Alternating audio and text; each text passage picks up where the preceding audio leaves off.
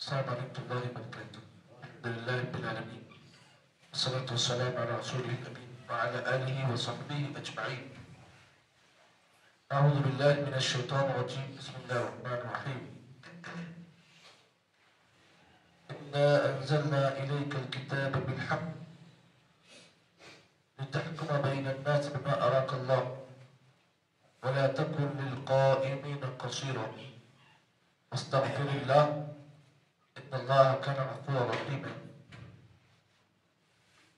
آج کے درس میں قرآن مجید کی سورۃ النساء کی دونوں آیتیں تلاوت کی گئی. پہلی آیت آیت نمبر 104 ہے اور دوسری آیت 105 ہے. دونوں آیتوں میں اللہ تعالیٰ نے اللہ کے نبی صلی اللہ علیہ وسلم کو ایک بڑی اہم بات اللہ نے بیان کی ہے. اور آیت کی شروعات میں اللہ تعالیٰ نے یہ بات بیان کی اِنَّا أَنزَلْنَا إِلَيْكَ الْكِتَابَ بِالْحَقِّ. اے نبی بے شک ہم نے آپ کی طرف کتاب کو نازل کیا ہے. کتاب سے مراد قرآن مجید. اِنَّا أَنزَلْنَا إِلَيْكَ الْكِتَابَ بِالْحَقِّ. اے نبی بے شک ہم نے آپ کی طرف کتاب کو حق کے ساتھ نازل کیا لِتَحْكُمَ بَيْنَ النَّاسِ تاکہ آپ لوگوں کے درمیان فیصلہ کریں. بما اراک اللہ جو اللہ تعالیٰ نے آپ کو بصیرت دی ہے. آپ لوگوں کی طرف فیصلہ کریں جو اللہ نے آپ کو بصارت دی ہے. ولا تکن للقائمین قصیرا. اے نبی صلی اللہ علیہ وسلم بے شک آپ خیانت کرنے والوں کی طرف سے جو لوگ خیانت کرنے والے ہیں جو جھگڑالو ہیں آپ ان کا ساتھ مت دیجیے. وَلَا تَكُنْ لِلْقَائِلِينَ قَصِيرًا. اے نبی آپ ان لوگوں کے ساتھ مت ہو جو خائن ہیں قصیمہ اور جھگڑالو ہیں. آگے اللہ نے دوسری آیت میں کہا استغفر اللہ. اے نبی آپ اللہ تعالیٰ سے استغفار طلب کریں. کیوں اللہ سے استغفار کیوں طلب کریں؟ اس لیے کہ ان اللہ کان غفورا رحیما. اللہ تعالیٰ معاف کرنے والا اور رحم کرنے والا ہے. سوال کیا پیدا ہوا کہ وہ نبی جو اللہ تعالیٰ سے دن میں 70 مرتبہ بعض روایتوں میں 100 مرتبہ اللہ تعالیٰ کے نبی صلی اللہ علیہ وسلم اللہ سے استغفار طلب کرتے، لیکن پھر بھی اس آیت میں اللہ تعالیٰ نے پرٹیکولر یعنی خصوصی طور پر اللہ کے نبی کو اللہ تعالیٰ نے استغفار کا حکم دیا. کیوں دیا؟ وجہ کیا ہے؟ وجہ معلوم ہوگی کب؟ آیت کی گہرائی میں ہم جائیں گے. چلیے آیت کی گہرائی میں ہم جاتے ہیں. اس آیت میں اللہ تعالیٰ نے آخر اللہ کے نبی کو استغفار کا حکم کیوں دیا؟ آپ جانتے ہیں کسی بھی آدمی کو استغفار کا حکم کب کیا جاتا ہے؟ 2 وجوہات کی بنا پر. یا تو کوئی غلطی کرے یا تو پھر گناہ کرے. اب آخر اللہ کے نبی سے ایسی کون سی غلطی ہوئی تھی جس کی پاداش میں اللہ تعالیٰ نبی کو استغفار کا حکم دیا؟ وہ غلطی آپ کو معلوم ہوگی اس آیت کے واقعے میں. یہ آیت کریمہ جو نازل ہوئی کون سی آیت؟ یہ آیت ہے اِنَّا أَنزَلْنَا إِلَيْكَ الْكِتَابَ بِالْحَقِّ. اے نبی بے شک ہم نے آپ کی طرف کتاب کو حق کے ساتھ نازل کیا. یہ جو کتاب ہے نا یہ کتاب حق والی کتاب ہے. اے نبی ہم نے آپ کی طرف ایسی ویسی کتاب نازل نہیں کی ہے بلکہ ہم نے آپ کی طرف وہ کتاب نازل کی جو حق والی کتاب ہے. اور آپ کی طرف ہم نے اس کتاب کو حق کے ساتھ اس لیے نازل کیا تاکہ آپ اس کتاب کی روشنی میں آپ لوگوں کے درمیان فیصلہ کریں. چلیے واقعہ کیا ہے اس آیت کے نازل ہونے کا؟ واقعہ یہ ہے کہ یہ آیت کریمہ کے بارے میں امام قتادہ اور دیگر مفسرین نے یہ بات لکھی ہے. یہ جو آیت کریمہ ہے یہ بنی ابرق کے بارے میں نازل ہوئی. بنی ابرق یعنی ایک آدمی تھا جو اللہ کے نبی کے زمانے میں بڑا چور تھا. اس کی عادت تھی چور کرنے کی، چوری کرنے کی. چٹا آدمی، چور آدمی. اس کا نام روایتوں میں آتا ہے تعبہ بن ابیرخ. یہ آدمی جو تھا چور آدمی جو مکہ میں بڑا چور تھا.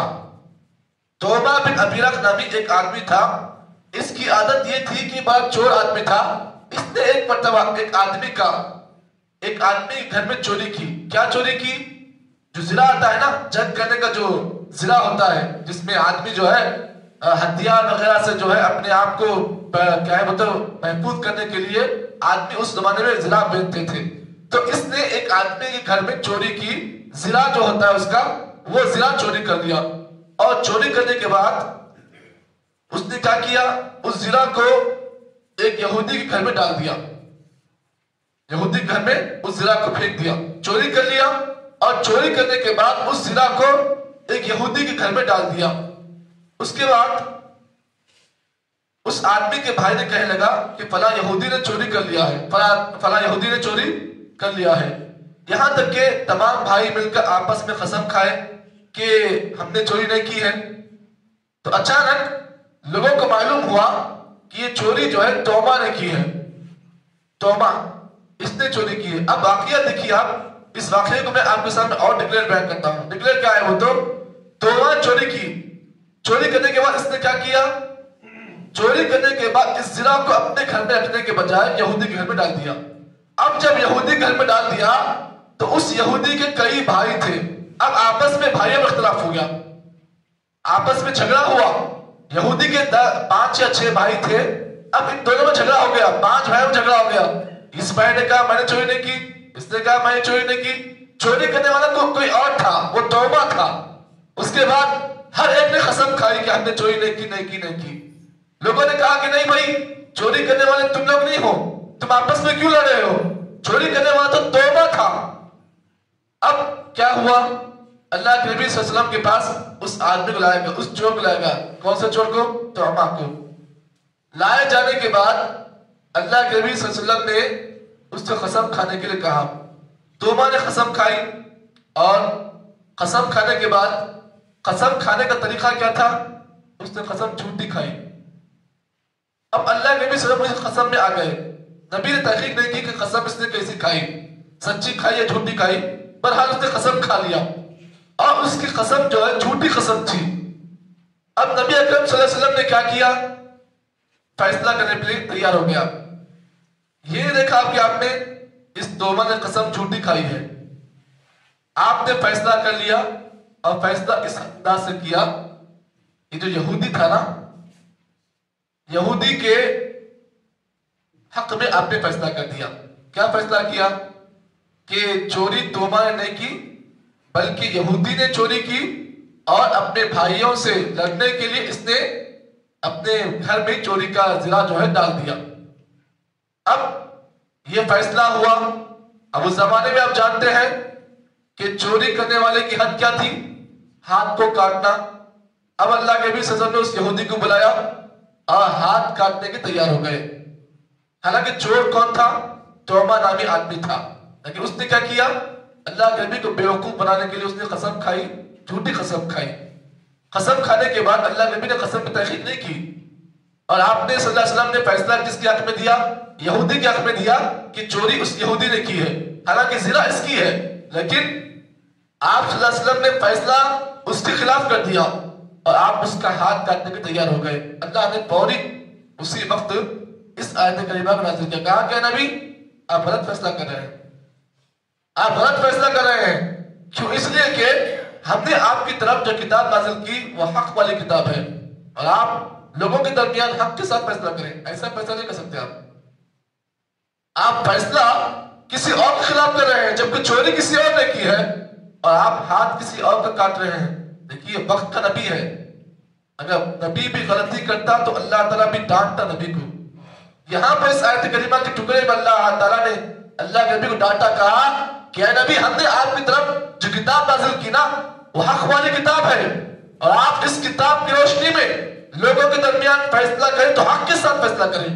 اور آپ اے نبی یاد رکھیں وَلَا تَكُنْ لِلْقَائِمِينَ قَصِيمًا، اے نبی آپ جھگڑا کرنے والوں کے ساتھ مت بنے آپ، اور جو لوگ خیانت کرتے ہیں، ٹھٹی بازی کرتے ہیں، آپ ایسے لوگوں کا ساتھ مت دیجئے۔ اس آیت کریمہ میں اللہ کے نبی کو اللہ تعالیٰ نے اس بات کا حکم دیا ہے۔ اب اس پورے واقعے میں آپ نے دیکھا کہ جو آدمی تھا چور آدمی تھا، اب اس کی ہلاکت کیسے ہوئی اس کو بھی آپ دیکھ لیں۔ اب اللہ کے نبی صلی اللہ علیہ وسلم نے اللہ تعالیٰ سے بددعا کی۔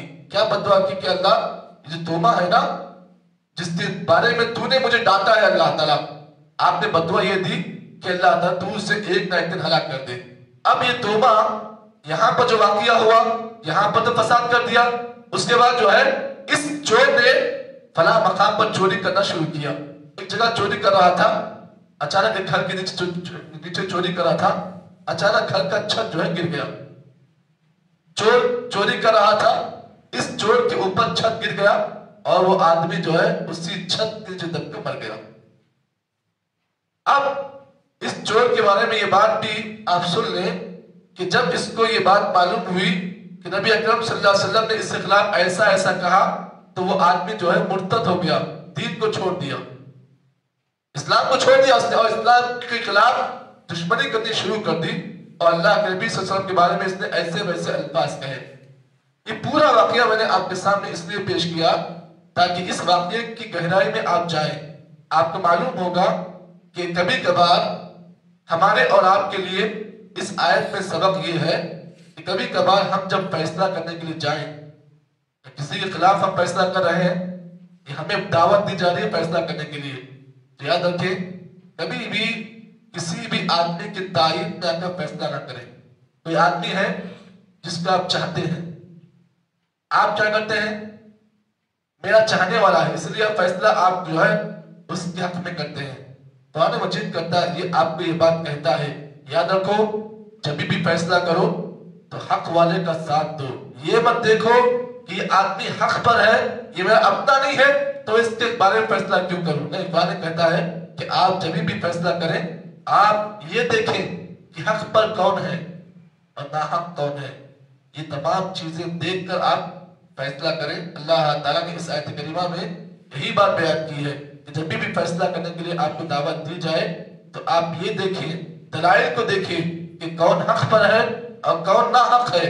اگر کوئی آدمی ناحق ہے تو آپ یہ مت دیکھیں کہ وہ میرا اپنا آدمی ہے، اگر میں اس کے بارے میں فیصلہ کروں گا تو وہ آدمی جو ہے میرا اپنا جو بھائی ہے میرا چڑ جائے گا. نہیں، آپ یہ مت دیکھیں کہ میرا بھائی ہے، یہ میرا چچا ہے، یہ میرا پھوپھا ہے، میں اس کے خلاف کیسے فیصلہ کروں. نہیں، قرآن مجید کہتا ہے، شریعت اسلامیہ آپ کو تعلیم دیتی ہے کہ جب کبھی فیصلہ کرو تو فیصلہ کرتے وقت آپ یہ مت دیکھو کہ یہ آدمی میرا اپنا ہے، اگر میں اس کے خلاف ایسا فیصلہ کروں گا تو اسے نقصان ہوگا. نہیں، آپ دیکھیں کہ دلائل کس کے اچھے ہیں کس کے برے ہیں، کس کے خلاف ہے.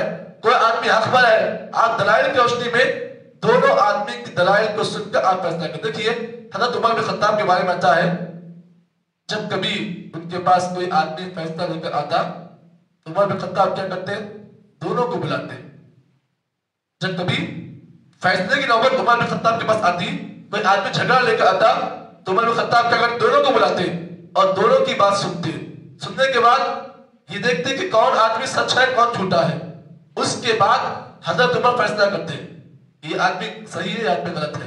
اچھا ہمارے پاس کیا ہوتا ہے؟ دیکھیے جو آدمی مظلوم ہوتا ہے، جو آدمی جو ہے غلطی پر نہیں ہوتا ہے، ہم نہ اس کو بلاتے ہیں نہ اس کی سنتے ہیں. بس اگر وہ ہمارے خلاف کہتا ہے تو ہم کیا کرتے ہیں؟ بغیر سوچے سمجھے اس کے خلاف فیصلہ کر دیتے ہیں. قرآن مجید کہتا ہے ایسا فیصلہ کرنا غلط فیصلہ ہے. فیصلہ سچ یہ ہے، صحیح فیصلہ یہ ہے کہ دونوں کا آپس میں بلایا جائے، دونوں کی بات سنی جائے اور یہ دیکھا جائے کہ دونوں میں کس کی بات صحیح ہے کس کی بات غلط ہے. اس کے بعد فیصلہ کرنے کا اللہ تعالیٰ نے آپ کو حکم دیا ہے. اور آگے کی آیت میں اللہ تعالیٰ یہی بات اللہ نے بھی کہا، مستغفر اللہ، اے نبی آپ اللہ سے استغفار طلب کریں. اس غلطی پر جو آپ سے غلطی ہوئی ہے آپ اس غلطی کی پاداش میں اللہ سے استغفار طلب کریں. معلوم کیا ہوا؟ جب کبھی آدمی سے غلطی ہو جائے، کوئی گناہ ہو جائے تو آدمی کیا کرے؟ اللہ تعالیٰ سے استغفار طلب کرے، کیونکہ استغفار گناہوں کو ایسے پاک کرتا ہے، ایسے صاف کرتا ہے جیسے کہ کوئی گندی چیز کا پانی سے صاف کرتے ہو، ویسے ہی استغفار آدمی کے گناہوں کو معاف کرتا ہے. اسی لیے قرآن مجید کے اندر اللہ تعالیٰ نے اپنے بندوں کو بار بار استغفار کی تعلیم دی ہے.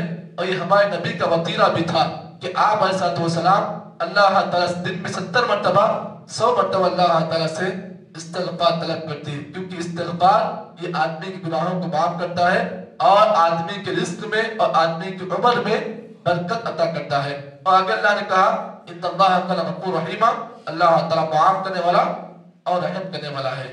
یہ دونوں آیتیں آج کے درس میں آپ کے سامنے پیش کی گئی ہیں.